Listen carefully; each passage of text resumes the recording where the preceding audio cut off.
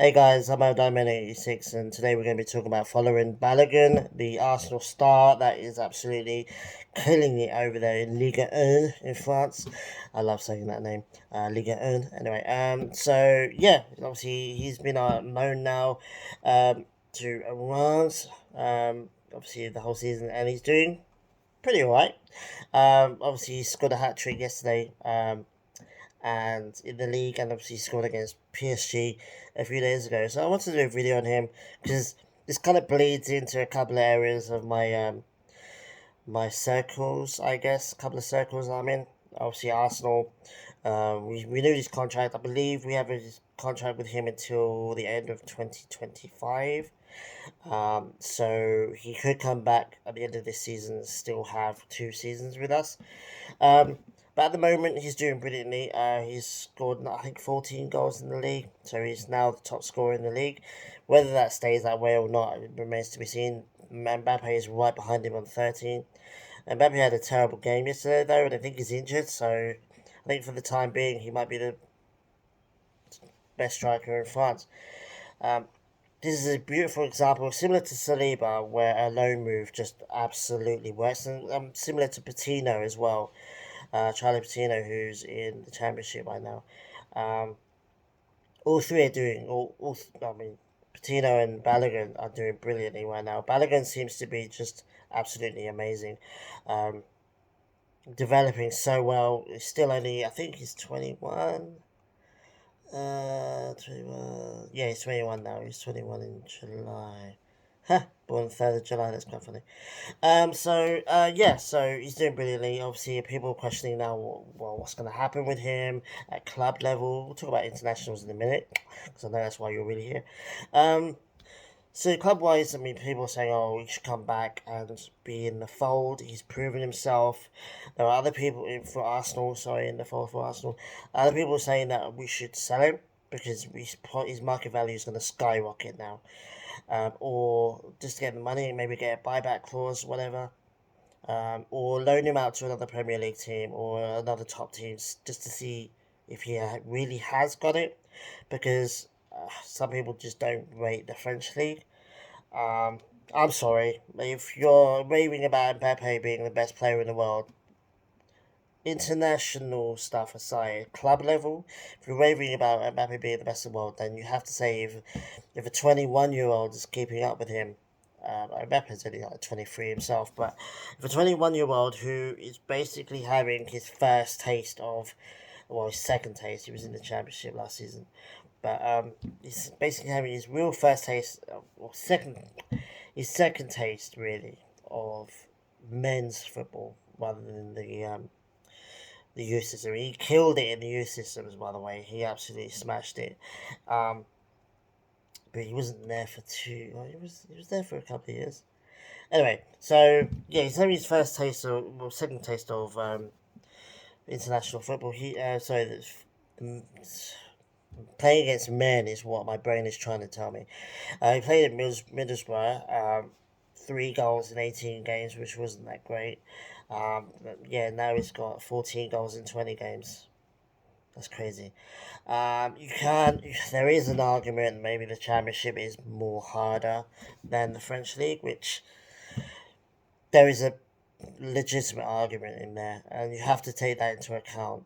If he scores double, if he comes back and he's played 30 odd games and he comes back with 30 odd goals, then you have to say, well, look, the kid obviously knows how to score goals. I mean, he's going to be 22 by the time next season starts. Like, why not bring him in? Maybe play him in the early Europa League games or the Champions League games, God forbid, and the FA Cup games, Carabao Cup games, maybe lower level in Premier League teams. Ease him in. Um, I think that we're going to bring him back. We renewed his contract for a reason, um, and we loaned him out for a reason. And I think he comes back. If he continues, if he just stops and doesn't do anything more for the season, it's another question. But you have to imagine that he continues and he scores a bunch more goals. You have to turn around and say, look, he has to be involved in the Arsenal team. That leaves a question of, okay, well, what about Jesus and then Ketia? Um, that's a good question. I don't see Jesus leaving Arsenal anytime soon. He's too versatile, he's too brilliant, he's too much of a winner. He's a leader in the squad. He seems to be extremely. All the squad seems to be happy at Arsenal right now. Um, Plus, he can play on the left if we had to. We could play Balogun up top with Jesus on the left if Martinelli's out or we're rotating or whatever. Um, Three strikers, three decent strikers. And Keddy's come in from Jesus and has absolutely smashed it. Um, you can't take Nketiah out of the team. Even if Jesus was available right now, you can't take him out of the team. You have to make Jesus work for it. Um, so there is a legitimate question. Like, we're gonna have three arguably quality strikers all vying for position. Um, and Ketia could turn around and go, I want to leave. I want to go be an established first team player. I don't want to be under Jesus. I've got Balogun breathing down my neck. So Ketia could leave. Um, I think Jesus is going to be 26 next season. Maybe he wants to leave. I can't see. Out of all three, I can see Nketiah wanting to leave, and only because he wants to do what Martinez did at Aston Villa and just walk into somebody else's first team, and he does, by the way. Bar Man City, I think he walks into Denny Nketiah now on his form right now, but walks into any other first 11 in the Premier League. Some people say Rashford, but I think Rashford's more of a left winger. I don't see him as an actual striker. Um, Rashford for me reminds me of Martinelli. He's like a wide player that cuts in. Um, he's not a striker. So yeah, I think he walks into any first team in the Premier League, and if he chose to do, I think he might. He might just turn around and say, look, it depends on how he's treated when Jesus is back. If Jesus is back and Jesus starts scoring a couple of goals and then we bring him in, he starts starting again and Nketiah is relegated back to the bench, I think Nketiah will turn around and say, look, I need to leave. I'm good enough to be a first team player, and I know that Jesus is probably ahead of me. And then maybe I can see Nketiah leaving and then maybe putting Balogun into that backup striker position. Um, but yeah, like, hands down, I think he's gonna be in Arsenal next season, and I think I wouldn't be surprised if we renew his contract as well. But we have him until 2025, if I'm not mistaken. So let me have a look. Yeah. Oh yeah, it doesn't say about his contract situation, but I'm pretty sure it's 2025. So yeah, we've got time right now. We'll have to wait and see though. Obviously, club wise, I mean, we may end up loaning him out again. He may want to leave. I don't think he will want to leave. He seems to love Arsenal. Calls them his family and things. Um, and so I think he'll stay. I think he'll stay at Arsenal. That's what I'm trying to say. Moving on to his international, which is a whole different ball game, which is amazing. He's born in New York, but he's got Nigerian parents, and he's eligible to play for England because he's been living in England for most of his life, if I'm not mistaken. Uh, yeah, moved to England when he was 2. So he's eligible to play for all three countries. Um, he's said publicly that he's open to playing for Nigeria, but he's he started his international career. He started at England. I think the under 17s. Let me just have a look. Yeah, under 17 level. And then he went to the US, played a tournament, one tournament with the US, played all 4 of their games, and did a training camp in 2018 apparently. And then for the rest of the time, he's been at England under 18s, and then he went to the England under 20s. Um, and a couple of years ago, he got his first call up for the under 21s for England. Um, he said he's also expressed interest in playing for Nigeria, although he stated that he enjoys England's style of play, which is similar to Arsenal's. So I think he loves it, Arsenal and England. I mean,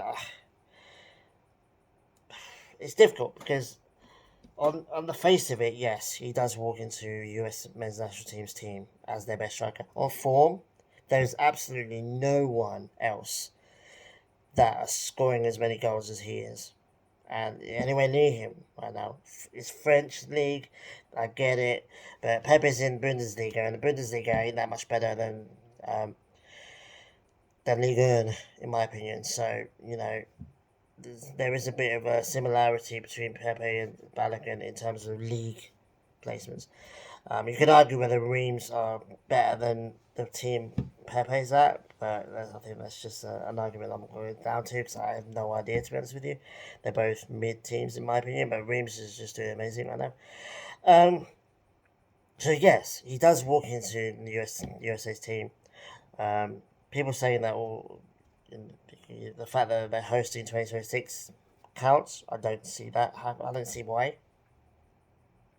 I don't see Balogun going, they're hosting 2026. I absolutely have to fucking go and play with them.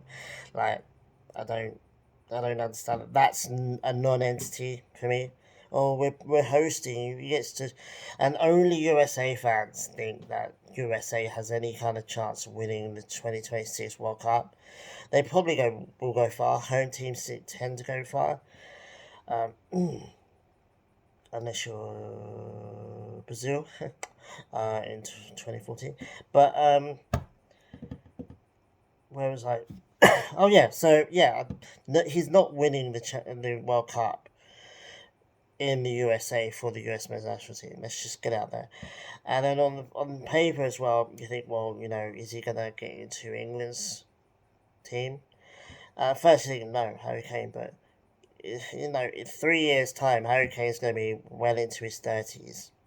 And he's already declining, in my opinion. You can just tell he had a trash World Cup in Qatar. Absolutely horrific. I don't care what anyone says. He scored against Iran, I think. Um, if he'd scored against USA, then maybe it would have been a little bit better. English should have beaten USA. That whole draw gave them an heightened sense of their own greatness.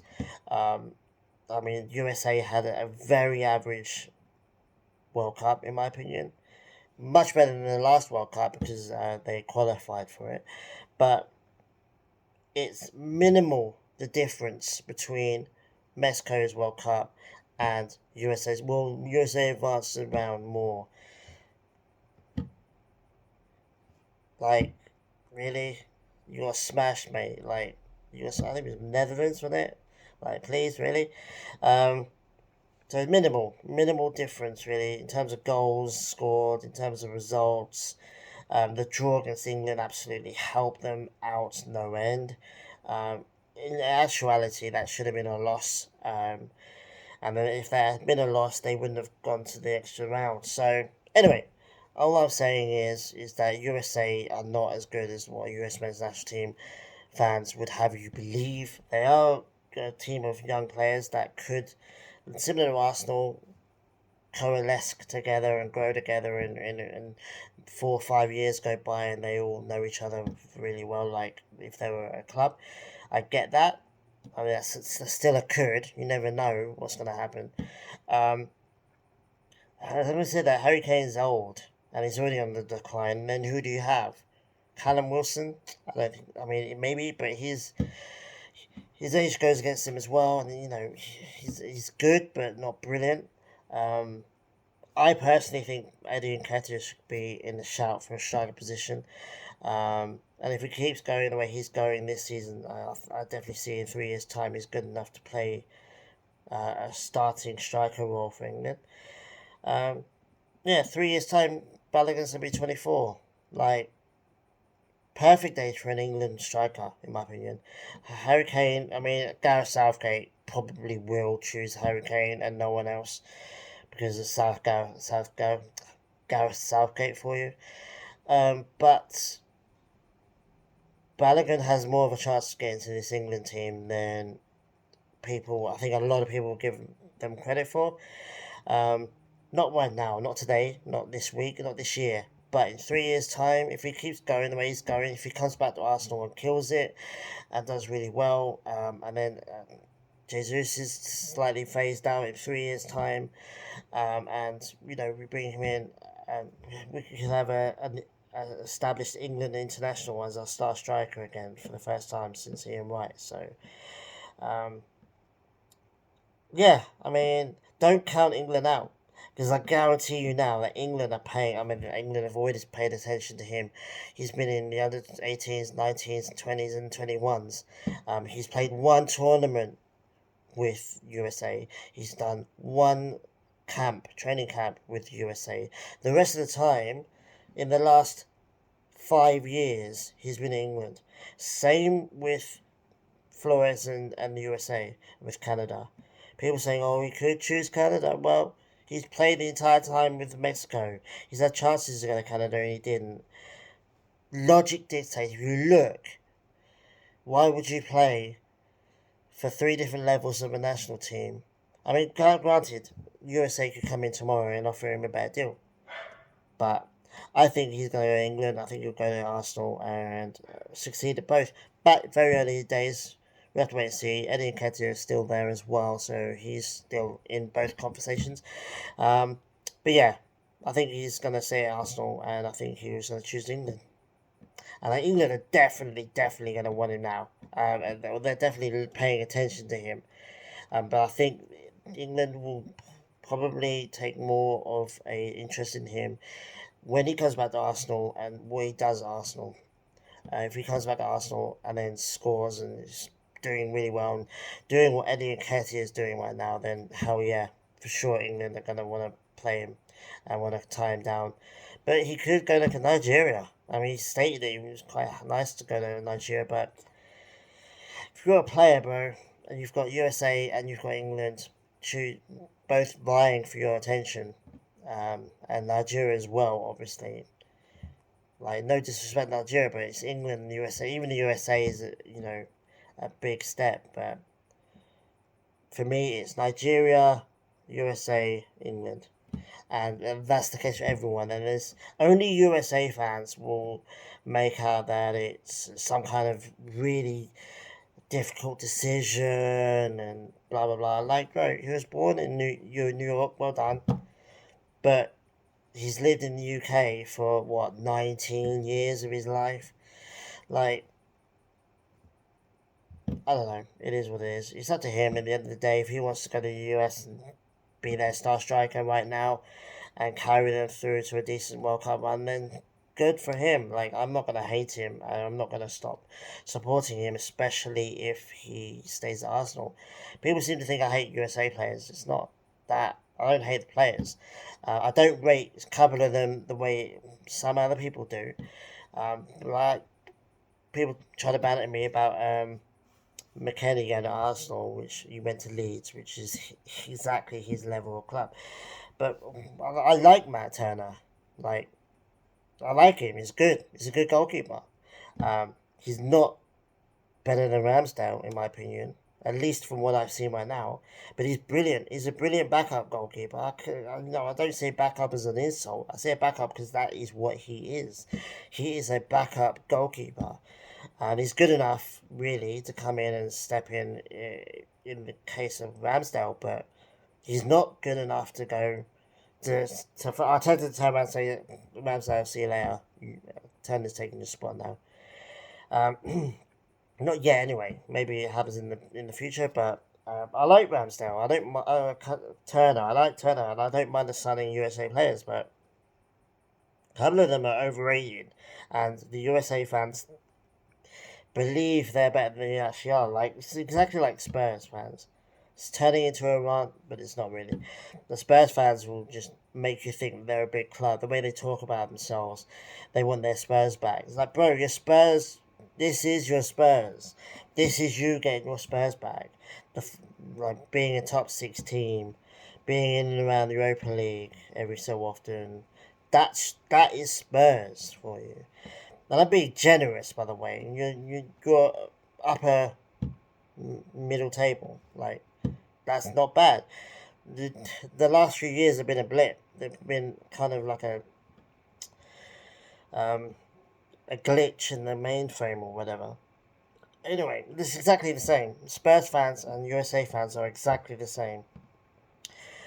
Except the USA fans have actually won a trophy in theirs and their parents' and their grandparents' lifetime. And that's only in the last year or so because Mexico has decided to be shit. But anyway, that's a whole different thing. But anyway, so I think it's definitely an open question. Balogun, international wise, it's definitely a decision that he's gonna have to make and think carefully for. Probably not for a while yet. Um, Although he's getting to the point now where he's going to have to choose at some point. But yeah, I think England will probably wait until when he's back at Arsenal and see what he does with Arsenal next season, and go from there. USA probably will wait as well. Their fans probably want them to call him up today, but um, he's in no rush either. I mean, it's 3 years until the World Cup. Like, he's got what, a year and a half maybe until the qualifiers start. He's got time. He's got time to wait until next season, see what Arsenal does. And Arsenal, he's a Halo end product. Arsenal are going to want to keep him, especially when he's throwing out numbers the way he is right now. So that's my 2 cents on Balogun. Let me know what you think in the comments below. I just think Harry Kane's days are numbered. Eddie Nketiah. Who else is there? Let me know. I think Rashford, but Rashford, like I said, is not a striker. He's a winger. Um, Callum Wilson, maybe. Who else is there? I'm probably missing out somebody really, really obvious, but anyway, I just think Eddie Nketiah and Balogun could be rivals of both Arsenal and England. How great would that be? But anyway, that's my 2 cents. Let me know in the comments what you think about Balogun and his international and his club career and what he's doing right now. And yeah, we'll talk about it. I probably won't make a series on him, but yeah, every so often it's nice to make these kind of random videos to respond to the day. So yeah, take it easy, guys, and I'll see you guys very soon. Adios.